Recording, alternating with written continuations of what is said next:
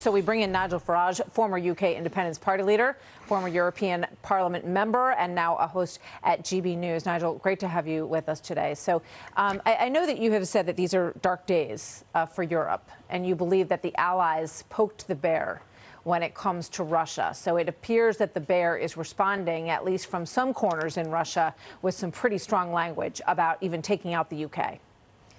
Yeah, look, I have been a critic for, over a decade of endless eastward expansionism of the European Union and NATO, and I've always said, don't poke the Russian bear with a stick.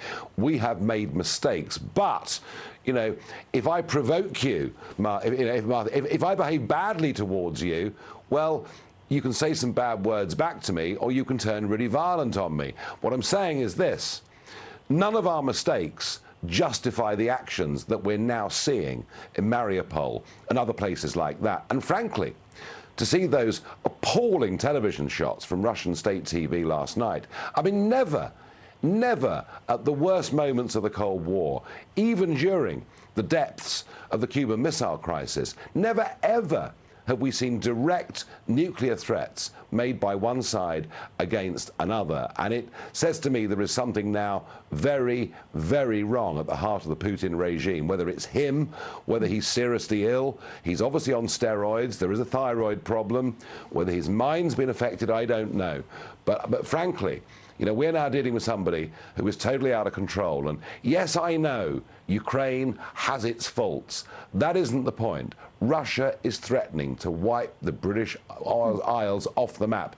Can you even believe it? It's sick. It's ghastly. It is ghastly. And even during the Cuban Missile Crisis, I was reading a piece by Nikita Khrushchev's great-granddaughter. She said even during that moment, both sides didn't want to have a nuclear war. She said now at this point it appears that Russia does not want to back down. At least Putin doesn't want to back down. You make a great point that perhaps we hope there are people around him who will think differently. Last thought on that, Nigel, before we head to the Pentagon here?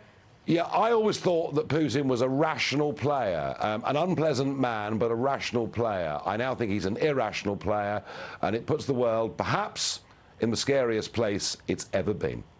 Dark days indeed, as you have said. Nigel, thank you. I'm sorry we're cut short here. It's good to have you with us as always. Thank you, sir.